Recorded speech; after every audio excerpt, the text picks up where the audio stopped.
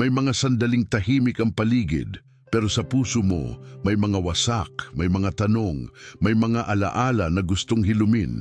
Hindi mo man ito laging sinasabi, alam ng Diyos ang nilalaman ng puso mo.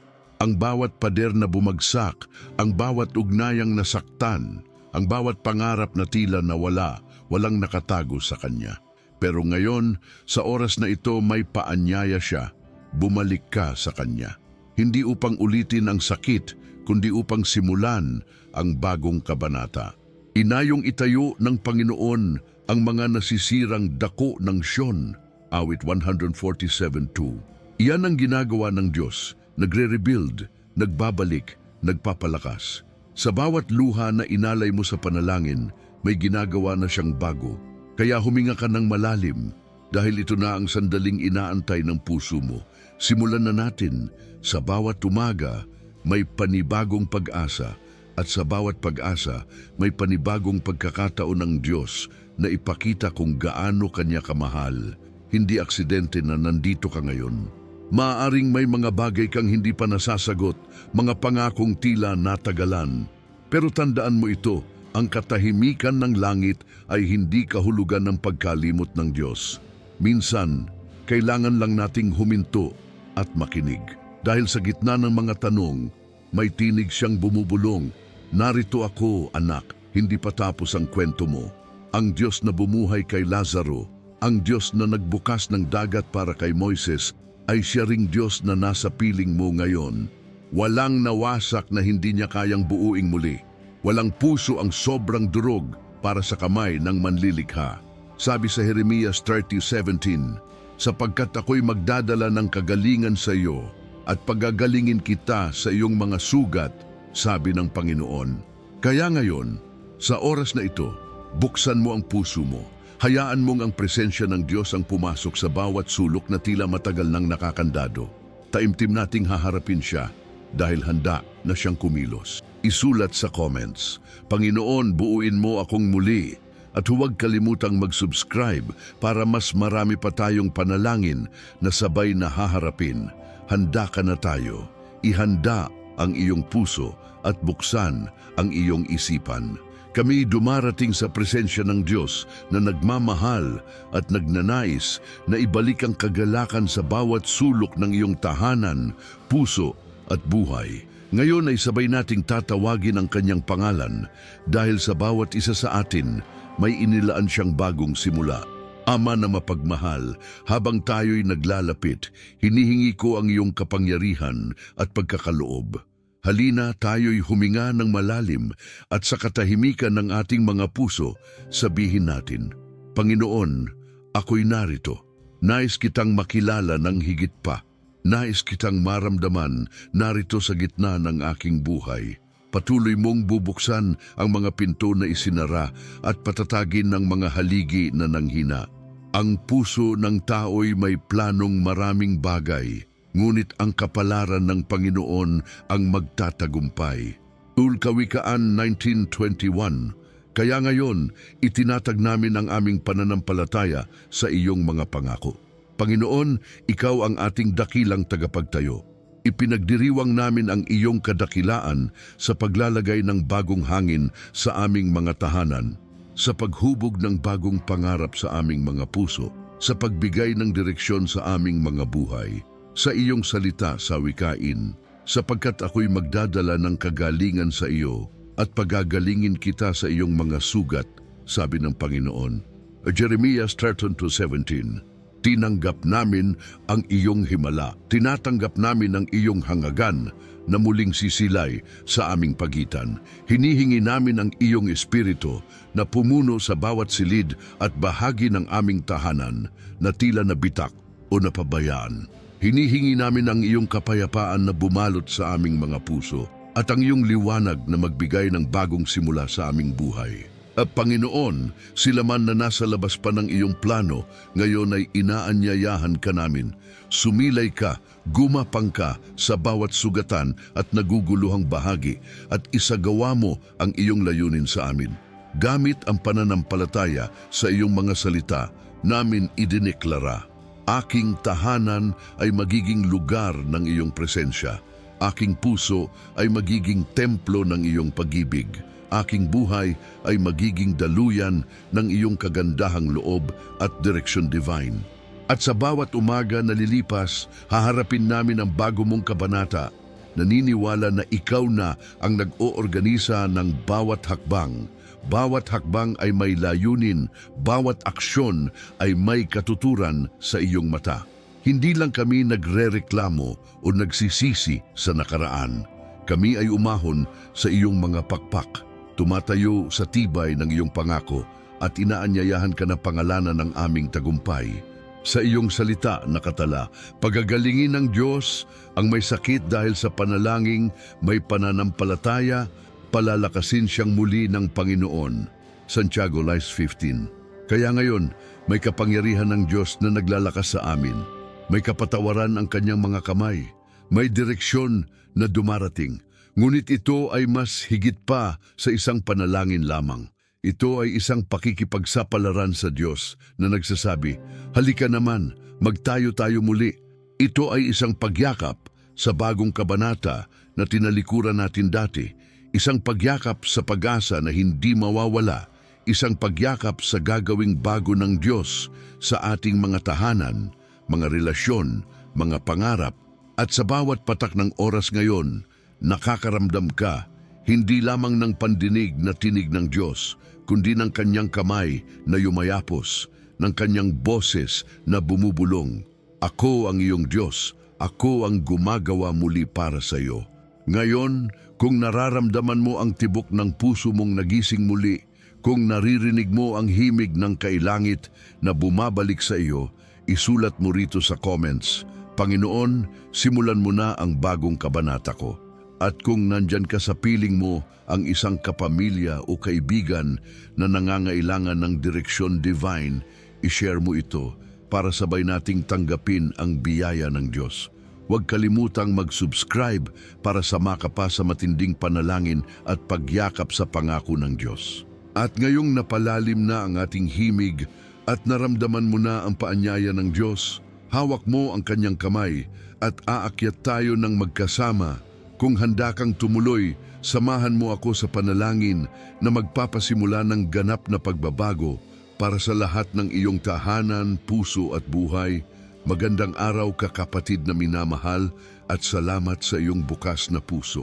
Sa sandaling ito, hayaan mong tayo ay huminto ng sandali, huminga ng malalim at pakinggan ang tinig ng Diyos na dahan-dahang bumabalik sa ating kwento. May kakaibang panawagan sa iyo ngayon, isang paanyaya upang makita mo kung paano ang Diyos ay kayang buuin muli ang iyong tahanan, puso at buhay. Hindi lang salita ito, kundi isang konkretong hakbang ng pananampalataya. Alalahanin natin ang kwento ni Nehemias, isang ordinaryong tao na tinawag ng Diyos para sa sobrang mahalagang gawain. Narinig niya ang balita, ang Jerusalem ay nagkalat ang pader-bato. Ang pintuan ay wala, ang bayan ay nagdurusa. Ngunit hindi siya nanghinayang sa takot o pag-aatubili. Siya'y tumugon sa tawag, tumayo sa oras ng pangangailangan at nagdala ng pagbabago. Ito'y hindi dahil sa sariling lakas niya, kundi dahil sa paggabay ng Diyos sa bawat hakbang. Bible Gateway +2, Bible Gateway +2. Ganito rin ngayon ang tinig ng Diyos sa iyo. Huwag kang manahimik. Ako ang iyong tagatayo muli. Pwedeng may bahagi sa iyong buhay na tila nawala ang direksyon. Pwedeng may sugat sa puso na kailan lang ay tinago mo o pwedeng may tahanang naman na nangangailangan ng paggising. Ngunit ang mismong kwento ni Nehemias ay pumapatunay. Ang sinuman na pinili ng Diyos ay may kapasidad para sa muling pagbangon, para sa tunay na pagkilos, para sa bagong kabanata. Isipin mo, si Nehemias ay nagpahayag, Panginoon, Diyos ng kalangitan, makapangyarihan po kayo at kamanghamanghang Diyos. Tinutupad ninyo ang inyong kasunduan ng may pag-ibig sa mga umiibig sa inyo at tumutupad sa inyong mga utos. Nehemias 1:5. YouVersion, the Bible app, bible.com+1. At sa gabay ng Diyos, tumayo siya, hindi siya nanatili sa sulok ng pag-ungol o paghihinayang. Pumunta siya sa lugar ng pagkilos, sa pagplano, sa pagtawag, sa pagbuo. Ngayon, kaibigan, makita mo sa sarili mo ang pag-anib ng kwentong iyon at ng iyong buhay. Hindi tayo tinawag para manatiling nakaupo sa dilim. Tinawag tayo para bumangon, humakbang, at makita kung ano ang kayang gawin ng Diyos sa atin kapag Siya ang nagdala ng direksyon divine at kapangyarihan. Kaya inaanyayahan ka. Buksan mo ang iyong puso, ilahad mo ang iyong postura sa Diyos na gaya ng paglapit ni Nehemias sa paglilingkod. Tumayo ka habang humihinga ka ngayon. Panoorin mo kung paano bubuhayin ng Panginoon ang haligi-haligi ng iyong tahanan, puso at buhay na unang tila bumigay. Bagamat ang sinuman sa atin ay may nakaraan, may alaala, may sugat, hindi iyon ang huling salita ng Diyos para sa atin. Ang pangalan mo, ang tahanan mo, ang puso mo, nakasulat sa plano ng Diyos. At sa bawat hakbang mo ngayon ay may pangako.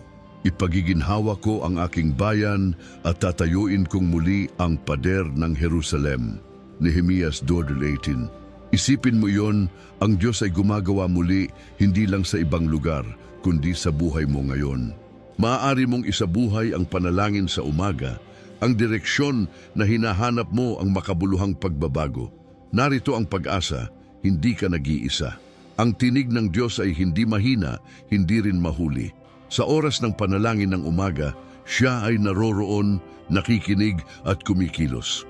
At sa sandaling ito, habang tayo ay nananatili sa Kanyang presensya, alalahanin mong pagpipilian mong magtiwala, magitiwala sa Kanyang pangako at kapangyarihan. Hayaan mong ang kwento ni Nehemias ay maging salamin sa kwentong hinahabi ng Diyos para sa iyo. Mula sa pagkasira tungo sa paggising, mula sa pagkabigo tungo sa tagumpay, mula sa pagdaan sa unos tungo sa pagpapalipad bilang isang bagong nilikha. Kaya itanong mo sa sarili mo, handa ka na ba makita kung paano bubuhayin ng Diyos ang iyong tahanan? Handa ka na ba bumangon kasama ng Diyos at ipahayag ang panalangin ng umaga na may lakas at direksyon divine? Kung oo ang puso mo, isulat mo rito sa comments, Panginoon, inaabot ko ang bagong kabanata. At kung may kasama kang mahal sa buhay ngayon na nangangailangan ng panalangin, itag mo siya para sabay nating harapin ang biyaya ng Diyos. Huwag kalimutan na mag-subscribe para mapadalhan ka pa ng mga panalangin at direksyon divine na dudugtong sa iyong kwento ng paggising. Manatili ka rito sapagkat ang susunod na bahagi ng ating panalangin at pangangaral ay magdadala sa iyo sa tatlong haligi ng pagkilos: pananampalataya, aksyon at pagkakaisa sa tahanan. Huwag palampasin ang susunod na sandali. Sa gitna ng unos na iyong dinaanan, sa mga pader na tila naging maingay sa pangungulila, nandiyan ang Panginoon. At sa oras na ito, mayroong tatlong haligi na Siya ngayon ay nais gamitin sa buhay mo: pananampalataya, aksyon, at pagkakaisa sa tahanan. Una, pananampalataya. Ang uri ng tiwala na hindi lamang magsasabi, "Pinaniniwalaan kita, Panginoon," kundi ang uri ng pananampalataya na tumataas, na nagsasabi, "Aking tahanan ay itatalaga ko sa iyong pangalan." Sabi sa Filipos 4:13, "Makakaya kong gawin ang lahat dahil sa nagpapatibay sa akin." Ito ang sinasabi ng bagong tipan sa puso ng bawat mananampalataya. Facebook +1. At sa minute na iyon, pinapakinggan ng Diyos ang sigaw ng iyong puso, hindi dahil lamang sa iyong mga salita, kundi dahil sa iyong aksyon. Pangalawa, aksyon.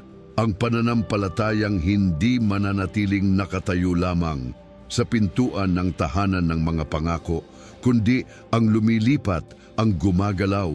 Isa kang tagapagbalik pag-asa sa sariling tahanan, ikaw ay magiging haligi ng bagong simula. Hindi mo kailangang makita muna ang buong tanawin bago ka magsimula. Sapat na ang unang hakbang, ang simula ng panalangin ng umaga, ang pagpapahayag ng direksyon ko, Diyos, at ang pagsasabi sa sarili mo, "Ngayon ay aking sisimulan." Kapag hinayaang pumasok ng Diyos ang iyong tahanan, hawa ka sa bagong hangin ng Kaniyang presensya. Pangatlo, pagkakaisa sa tahanan. Ang tahanan mo ay hindi basta bahay. Ito ay simbahan, altar, dambana ng Diyos sa lupa. Kapag ang bawat miyembro ng pamilya ay naglapit sa Diyos, kapag ang bawat puso ay humihinga sa isa't isa at sa Kanya, doon makikita ang himala ng pagbabago. Sumulat ang Biblia, mas mabuti ang isang araw sa iyong mga bahay kaysa sa ibang libu-libong araw sa mga bahay ng kasamaan. Awit 24:10. Sa mismong tahanan mo, nandyan ang pagkakataon, magkaroon ng sabayang panalangin, pagharap kasama ang Diyos, pagtayo sa gitna ng sala at pagtanaw sa langit na magkapiling kayo. Ngunit paano ito masisimulan? Ito ay nagsisimula sa isang tahimik na sandali. Isara mo ang pinto ng ingay, huminga ka ng malalim. Sabayan mo ang sarili mo ng panalangin ng umaga. Panginoon, bukas ko ang tahanan ko, ang puso ko, ang buhay ko para sa iyong gawain. Ilagay mo ang mga pangalan ng iyong minamahal sa harapan ng Diyos. Isipin mo ang pader ng iyong tahanan bilang simbolo. Maaari man itong sirain bago, ngayon ay muling itatayo. Sa bawat kahoy, sa bawat haligi, sa bawat sulok ng puso at tahanan, doon papasok ang kanyang presensya. At habang gumagalaw ka noon, mararamdaman mo na nagsimula ng maiba ang tunog ng tahanan mo. May bagong himig, may bagong pag-asang dumadaloy. At sa bawat paglipas ng araw, ang suporta ng pamilya, ng mga kaibigan, ng komunidad mo ay magiging tulay para sa dirihiyong nagmumula sa Diyos, ang direksyong divine. Sa bawat salamat, Panginoon, na iyong sasambitin sa umaga at gabi, makikita mo ang mga bunga ng tiwala mo. Muling nagiging mapayapa ang tahanan, muling nagiging magaan ang puso, muling nagiging maliwanag ang buhay. Ngayon, tanungin mo ang sarili mo, handa ka na bang makipaglakad sa panalangin ng umaga na may aksyon? Handa ka na bang buksan ang tahanan mo para sa direksyon divine at pagpuno ng Diyos? Kung oo, i-comment mo rito, tahanan ko, ika'y dambana. Kung may kasama ka ngayong kaibigan o kapamilya na makakasama sa hakbang na ito, itag mo siya. Sabay nating tanggapin ang bagong simula. Huwag kalimutang mag-subscribe upang sama tayong magpatuloy sa landas ng paggising, pagbabago at direksyon divine. At habang ginagawa mo ito, akala mo ba rito na tayo titigil? Hindi pa, dahil ang susunod na bahagi ng ating panalangin ay magsasagawa ng mga deklarasyon, mga salita ng pananagutan, mga pangako ng Diyos na isusulat natin sa ating bibig at puso.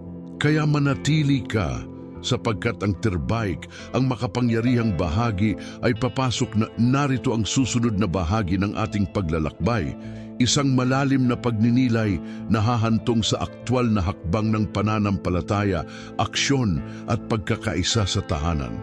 Hayaan mo ang mga salita'y dumaloy sa iyong puso bilang paanyaya ng mahal na Diyos. Sa gitna ng unos na iyong dinaanan, sa mga pader na tila naging maingay sa pangungulila, nandiyan ang Panginoon. At sa oras na ito, mayroong tatlong haligi na siya ngayon ay nais gamitin sa buhay mo: pananampalataya, aksyon at pagkakaisa sa tahanan. Una, pananampalataya, ang uri ng tiwala na hindi lamang magsasabi, "Pinaniniwalaan kita, Panginoon," kundi ang uri ng pananampalataya na tumataas, na nagsasabi, "Aking tahanan ay itatalaga ko sa iyong pangalan." Sabi sa Filipos 4:13, "Ang lahat ng ito'y magagawa ko dahil sa lakas na kaloob sa akin ni Kristo." Ito ang sinasabi ng bagong tipan sa puso ng bawat mananampalataya. At sa minuto na iyon, pinapakinggan ng Diyos ang sigaw ng iyong puso.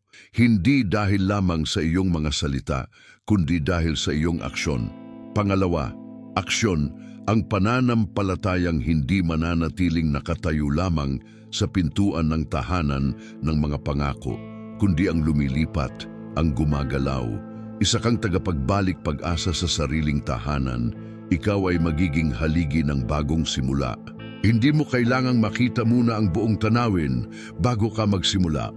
Sapat na ang unang hakbang, ang simula ng panalangin ng umaga, ang pagpapahayag ng direksyon ko Diyos, at ang pagsasabi sa sarili mo, ngayon ay aking sisimulan. Kapag hinayaang pumasok ng Diyos ang iyong tahanan, hawa ka sa bagong hangin ng kanyang presensya. Pangatlo, pagkakaisa sa tahanan. Ang tahanan mo ay hindi basta bahay. Ito ay simbahan, altar, dambana ng Diyos sa lupa. Kapag ang bawat miyembro ng pamilya ay naglapit sa Diyos, kapag ang bawat puso ay humihinga sa isa't isa at sa Kanya, doon makikita ang himala ng pagbabago.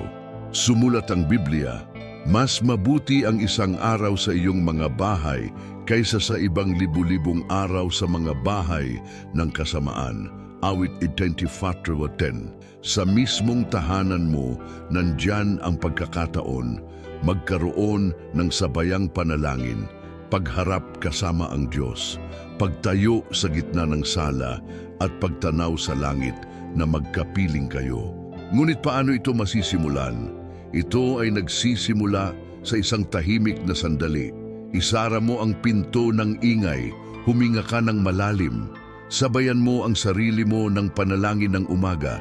Panginoon, bukas ko ang tahanan ko, ang puso ko, ang buhay ko para sa iyong gawain. Ilagay mo ang mga pangalan ng iyong minamahal sa harapan ng Diyos. Isipin mo ang pader ng iyong tahanan bilang simbolo. Maaari man itong sirain bago, ngayon ay muling itatayo. Sa bawat kahoy, sa bawat haligi, sa bawat sulok ng puso at tahanan, dun papasok ang kanyang presensya. At habang gumagalaw ka noon, mararamdaman mo na nagsimula nang maiba ang tunog ng tahanan mo.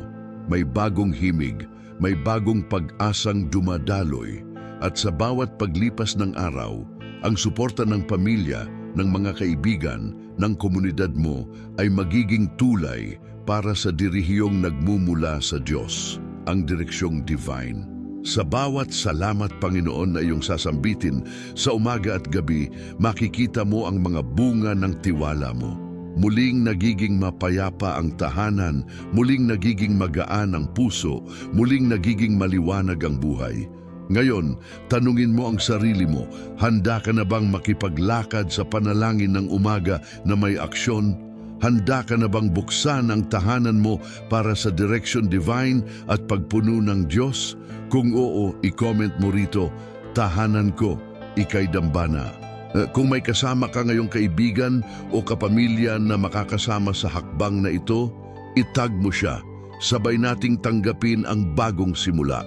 Huwag kalimutang mag-subscribe upang sama tayong magpatuloy sa landas ng paggising, pagbabago at direksyon divine. At habang ginagawa mo ito, akala mo ba rito na tayo titigil? Hindi pa, dahil ang susunod na bahagi ng ating panalangin ay magsasagawa ng mga deklarasyon, mga salita ng pananagutan, mga pangako ng Diyos na isusulat natin sa ating bibig at puso. Na kaya manatili ka, sapagkat ang terbaik, ang makapangyarihang bahagi ay papasok na. Salamat sa iyong pagtangkilik sa ating panalangin ng umaga at sa bawat sandaling inalay mo para makinig at makibahagi sa gawa ng Diyos sa iyong tahanan, puso at buhay. Ngayon, habang ganap na nating tinanggap ang direksyon divine at inilatag na ang mga haligi ng pananampalataya, aksyon at pagkakaisa sa buhay mo, tumayo tayo ngayon sa dako ng deklarasyon, sa dako ng pagsasanaysay ng kapangyarihan ng Diyos na kumikilos sa atin at sa dako ng pangako na hindi lamang salita kundi gawain. Nakikita mo ba sa iyong isip ang silid ng iyong tahanan, ang sala o kusina, ang mga sulok na datay tahimik at malamlam ngayon ay unti-unti nagigising sa liwanag ng pag-asa?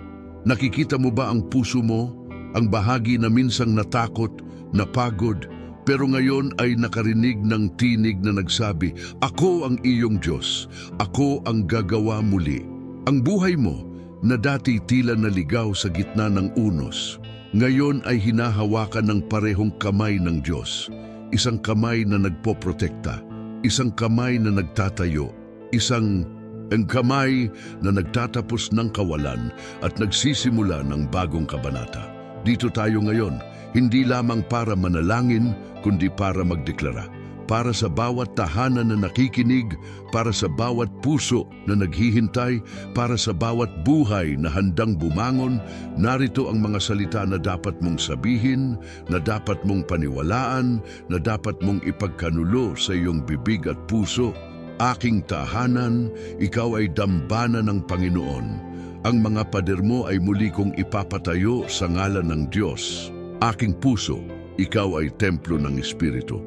Aking buhay, ikaw ay magiging saksi ng kagalingan at biyaya ng Diyos. At hindi sapat ang sinabi lang, kailangan itong maramdaman, kailangan ng lakas ng loob mo, kailangan ng iyong pananampalataya, at higit sa lahat, kailangan ng kilos mong sumunod sa direksyon divine. Kaya ngayong araw, habang nanonood ka, habaan mo ang iyong hininga, hayaan mong ang Espiritu Santo ang gumalaw sa loob mo, na parang simoy ng hangin na dumadaloy sa bawat silid, dumadaloy sa bawat sulok ng buhay mo, dumadaloy sa bawat panalangin ng umaga. Maaari mong tanungin sa sarili, ano ang unang hakbang ko sa pagtupad ng deklarasyong ito? Sagutin mo, ako'y magsisimula ngayon. Maaaring ito ay simpleng panalangin ng pamilya ngayong gabi. Maaaring ito ay pag-open ng puso mo sa isang miyembro ng tahanan na matagal nang hindi kausap. Maaaring ito ay pagpapahayag sa Diyos ng iyong pasasalamat para sa bawat maliit na bagay. Dahil ang maliit na pasasalamat ay nagsisilbing pundasyon ng malaking pagbabago.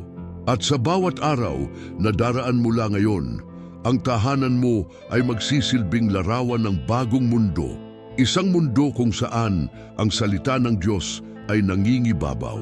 Isang mundo kung saan ang pagtitiwala sa Kanya ay hindi lamang teorya, kundi buhay na patotoo. Isang mundo kung saan ang direction divine na Kanyang ibinigay ay sinunod at pinaniwalaan. Ang araw na dati kadiliman ay magiging araw ng liwanag. Ang gabi ng pag-aalinlangan ay magiging gabi ng kapayapaan. Ang puso na dati inatakot ay magiging puso ng tapang at pag-asa. Nais mo ba itong maranasan? Ang buong pagbabago? Kung oo, huwag mong palampasin ang halagang ito. Buksan ng iyong bibig at sabihin ang mga salitang ito, kapatid ko. Panginoon, ipatupad mo ang iyong plano sa akin. Ako'y bukas sa iyong direksyon. Ipinagkakatiwala ko ang tahanan ko, puso ko at buhay ko sa iyo. At maramdaman mong ang mga haligi ng pananampalataya, aksyon at pagkakaisa ay nagkakaayos. Ang bawat bahagi ng iyong buhay ay inaayos ng may-ari nito, ang Diyos.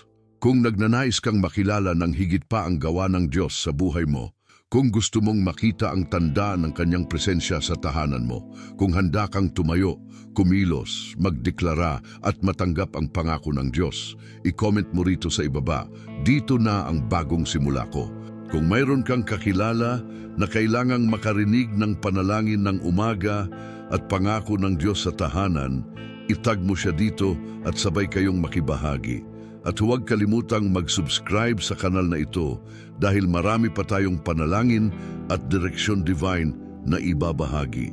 Pindutin mo rin ang susunod na video na lilitaw sa screen dahil doon tayo lalalim pa sa pagpapahayag at aktual na aplikasyon ng mga deklarasyong ito. Ngayon, huminga ka ng malalim, damhin ng presensya ng Diyos at magsimula ka na. Maniwala ka, kumilos ka, at hayaang ang Diyos ang magpatuloy. Hanggang sa muli, kapatid ko, handa ka na ba?